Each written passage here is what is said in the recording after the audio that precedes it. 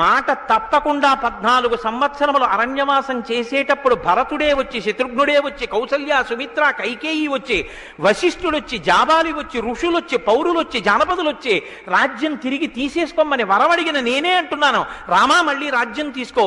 ఎవరి కోసం అడిగిందో ఆ భరతుణ్ణి చెప్తున్నాను, రామా రాజ్యం తీసేసుకో అన్నా సరే, సత్యమేవేశ్వరో లోకే సత్యం పద్మాశ్రితా సదా సత్యమూలాని సర్వాణి సత్యాన్నాస్తి పరం పదం. నాకు సత్యం తప్ప ఇంకోటి అక్కర్లేదు. ఎవరు వరం అడిగాడో ఆ నా తండ్రి లోకాన్ని విడిచిపెట్టి వెళ్ళిపోయాడు. ఇప్పుడు మళ్ళీ ఆ వరాలు వెనక్కి తీసుకుంటున్నాను, రామా రా అని చెప్పడానికి తండ్రి లేడు. ఆ తండ్రి ఇచ్చిన మాట నిలబడాలి అంటే, తండ్రి పైలోకాల్లో సంతోషించాలంటే నేను 14 ఏళ్లు అరణ్యవాసం చేయడం వినా నాకు మార్గం లేదు అని మాటకి కట్టుబడి 14 ఏళ్లు అరణ్యవాసం చేసి తృణం కింద రాజ్యాన్ని విడిచిపెట్టినటువంటి మహాపురుషుడిగా, రామా నీ కీర్తి 10 కాలములు శోభింది రామాయణం లోకంలో, యుగాలతో సంబంధం లేకుండా